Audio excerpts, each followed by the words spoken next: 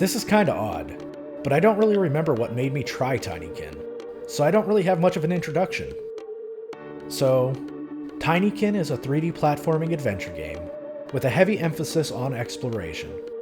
There is always an around a corner to check, a behind this building, and above or below to find a way into.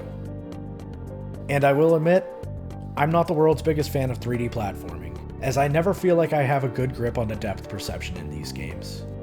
Luckily, Tinykin's platforming is mostly a way to actively introduce verticality to the game, and while falling long distances does kill you, it will place you right back where you fell from without consequence. Funny enough, if I missed a jump somewhere and didn't want to have to reclimb up to that position, I would purposely die to save the trip. Real quick, let's set up the game. The protagonist crash lands on a new planet, where he is awakened by Ridme, who is to be his tour guide throughout the game, and just so happens to be building a spaceship. After explaining that each part of the ship is located in a separate level, and how to use your bubble to glide, he provides you with a bar of soap to ride, and access to his friends that produce web lines, which will aid in travel. The planet is actually a house, where our protagonist is only about an inch tall, and each level is a different room. Each room is then home to a different bug species, which have a leader, and will task you with different fetch quests in trade for the ship part. And this is where you are introduced to the Pikmin. This is where you are introduced to the Tinykin. Now my experience with Pikmin is literally watching someone play it for about a half hour, but it is pretty obvious where Tinykin got the influence. Each of the Tinykin you come across will have different uses. Purple is for lifting, moving, and carrying. Red, or boomers, explode, and are used to break and destroy obstructions. Green stack up and can be climbed like a ladder. Blue, or sparkers, are daisy-chained from a power supply to turn on electronics. And yellow are connectable to make walkable bridges between platforms. The Tinykin are mostly found in eggs, creating a literal Easter egg hunt trying to find enough to complete the puzzles. And Tinykin is very much a collectathon. On top of the main quest for the ship part, there are also side quests in each level to finish. Then there is the pollen, the main collectible. It is everywhere. Each level you will be tasked with collecting enough pollen for a guy making alcohol. Upon turning in this pollen, you will be rewarded with another bubble for gliding. Simply put, get those bubbles. The platforming in this game gets so much easier when you're able to glide longer distances, and it saves a lot of time climbing. As I said, each level is set up as a different room in the house. One is the kitchen, another a kid's playroom, the bathroom, a lab. This makes exploration really fun, where every part of the room almost feels like a different zone. Like with the kitchen, there is a district under the table, which is a different feel from the refrigerator and freezer, compared to the countertop or the cabinets.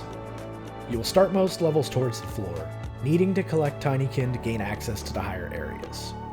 But the verticality isn't necessarily linear.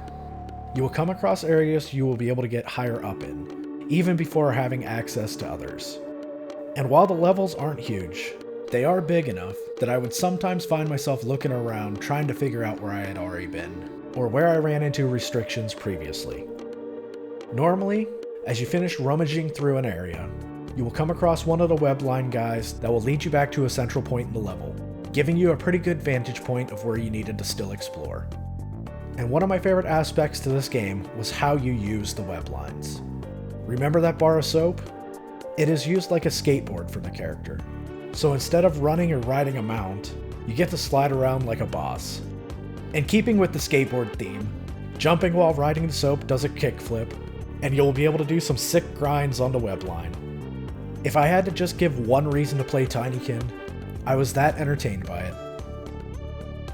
Overall, I like the Paper Mario artwork style. The whole 2D characters in a 3D environment is something quaint yet timeless. I think stylistically, unless you are trying to be bleeding edge graphically, finding a graphical style is always an ideal approach, and I am finding over time that games just hold up much better. But I still need to talk about the protagonist's model. He keeps staring at me through everything he does. Why are you moving away from me, yet you are only willing to, at best, stop looking at me to side-eye everything? Dude, you need to watch where you're going. I don't know what they taught on your home planet, but the whole walking and floating backwards thing is just a recipe for disaster. Difficulty-wise, this game is very easy, and is meant for a younger audience. I can only think of maybe 2 or 3 instances it took more than maybe a second attempt to complete a challenge. One of the boons of this low difficulty was how abundant the Tinykin were. Outside of the start of the level, I almost always had enough Tinykin for the task at hand.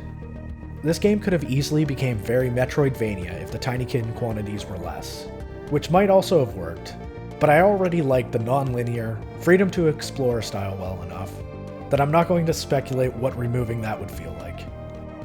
The low difficulty had drawbacks for me though. The game tried to introduce new, novel situations, but there is only so much new that can be added. Toward the end, I found myself heavily losing immersion and felt obligated to finish the game because I knew I was close to the end, not because I was enjoying it.